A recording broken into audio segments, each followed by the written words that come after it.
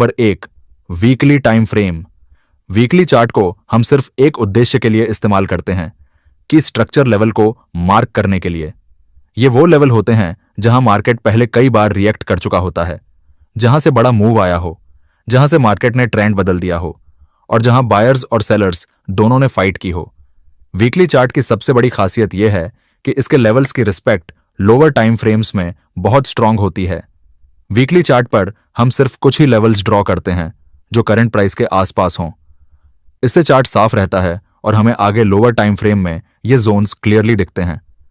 ये levels Jones की तरह होते हैं, एग्जैक्ट सिंगल लाइन नहीं, और ये तय करते हैं कि मार्केट किस एरिया में स्ट्रगल करेगा और किस एरिया में तेजी से मूव करेगा। वीकली लेवल्स को ड्रॉ करने के बाद हम स्टेप नंबर 2 पर जाते हैं, daily time frame. Daily chart पर हम वीकली लेवल्स को थोड़ा रिफाइन करते हैं और fresh daily structure levels draw करते हैं। डेली लेवल्स वीकली से थोड़े कम पावरफुल होते हैं, लेकिन फिर भी मार्केट पर इनका असर बहुत स्ट्रांग होता है। डेली चार्ट हमें एक और बड़े एडवांटेज देता है, ट्रेंड की क्लैरिटी। डेली की ट्रेंड दिशा वह कंपास है जो हमें बताती है कि मार्केट का मुख्य फ्लो कैसी दिशा में चल रहा है। अगर डेली ट्रेंड बुलिश है तो लोअर टाइम फ्रेम में किसी भी बेरिश सेटअप को हम लो प्रायोरिटी पर रखते हैं। उसी तरह अगर डेली बेरिश है तो स्मॉल बुलिश पुलबैक्स हमें सिर्फ सेल सेटअप्स ढूंढने में हेल्प करते हैं। अब आते हैं असली काम की जगह, 4 घंटे का समय। यही वह चार्ट है जहां से हम स्मार्ट मनी कॉन्सेप्ट्स अप्लाई करना शुरू करते हैं। यहां हम 3 बड़े कॉन्सेप्ट्स ढूंढते हैं, market direction, supply demand zones और लिक्विडिटी। 4 घंटे की चार्ट मार्केट का मिड लेवल स्टोरी टेलर होता है।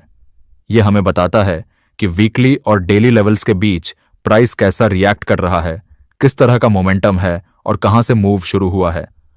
सप्लाई और डिमांड जोन्स का सही काम यही होता है।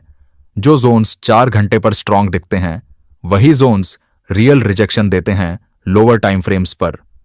इससे हमें समझ आता है कि बायर्स कहां एक्टिव थे और सेलर्स कहां पावर दिखा रहे हैं। अब हम आते हैं 1 घंटे की चार्ट पर, जो इस पूरी टेक्निक का मेन एक्शन टाइम फ्रेम है। यही वह चार्ट है जहां हम ट्रेंड की डायरेक्शन क्लियर करते हैं, और जब 1 घंटे और 4 घंटे दोनों एक ही दिशा में हों तो एंट्री लेना सबसे ज्यादा सेफ होता है। अगर दोनों टाइम फ्रेम्स ऑपोजिट जा रहे हों तो हम सिर्फ वेट करते हैं। टॉप डाउन एनालिसिस की सबसे बड़ी पावर यही है। मार्केट को तब तक ऑब्जर्व करो जब तक चार्ट खुद आपको क्लियर पिक्चर ना दे दे। 1 घंटे का चार्ट पर हम प्राइस के ब्रेक्स को देखते हैं। अगर प्रोटेक्टेड लो टूटता है तो ट्रेंड बैरिश में बदल रहा है। अगर प्रोटेक्टेड हाई टूटता है तो कॉन्टिन्यूएशन है।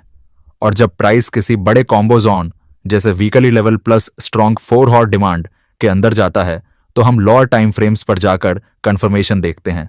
अब आता है final step, entry confirmation. Entry कभी भी हायर टाइम फ्रेम पर से नहीं लेनी चाहिए। हायर टाइम फ्रेम सिर्फ डायरेक्शन और जोन्स बताते हैं। एंट्री हमेशा 15 मिनट और 5 मिनट चार्ट से लेनी चाहिए, क्योंकि वही चार्ट आपको सबसे छोटा एसएल देता है और सबसे क्लीन रिवर्सल दिखाता है। कॉन्फर्मेशन सिग्नल्स जैसे trend line break, change of character या स्मॉल सप्लाई डिमांड जोन्स आपकी एंट्री को स्नाइपर लेवल तक पहुंचा देते हैं।